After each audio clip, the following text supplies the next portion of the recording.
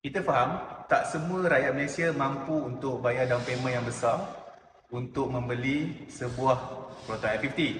So kita nak bagi package mampu milik untuk rakyat Malaysia yang bekerja di Johor dan Singapura. Package zero deposit, zero bayaran muka untuk Proton X50 version terbaru, X50 FL. Kita faham tak semua rakyat Malaysia mampu untuk bayar 10% down payment, lingkungan 9 ke 10 ribu ringgit. Agak besar tu. Jadi kita buka package ni untuk permudahkan urusan customer bagi proses pembelian Proton X50. Kita akan bagi rebate diskaun yang besar untuk customer, dan rebate diskaun ni dah cover untuk pembayaran deposit, booking fee, road tax tahun pertama, insurans tahun pertama, down payment dan lain-lain. So, disebabkan itu, customer tak perlu bayar 1 sen pun untuk bayaran muka, bayaran deposit ataupun down payment. Ambil kereta Proton X50 anda hari ini tanpa mengeluarkan modal 1 sen pun. Bayaran bulanan, bulan-bulan berikutnya baru start bayar. Itu best dia untuk package Proton X50 mampu milik ni.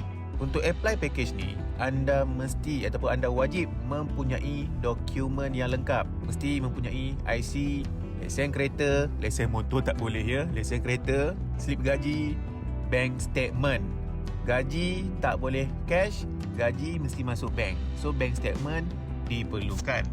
Dari segi kelayakan gaji minimum berbeza mengikut 3 pilihan spek Proton X50. Proton X50 version terbaru ni mempunyai 3 pilihan spek: executive, premium dan flagship. Untuk X50 yang flagship full spec ni gaji perlu lebih tinggi lah berbanding executive dan juga premium. So untuk anda yang dah berminat untuk memiliki Proton X50 idaman ni, ini saya attach business card saya. Boleh screenshot, boleh terus WhatsApp saya atau terus call dan hubungi saya segera. Bertindak pantas, Proton X50 bakal menjadi milik anda, InsyaAllah. Jumpa lagi next video. Assalamualaikum. Junior 3D, engine turbo pucut laju, design facelift baru, semua mata terpaku, grill lebih garang, rim sport kecil cahaya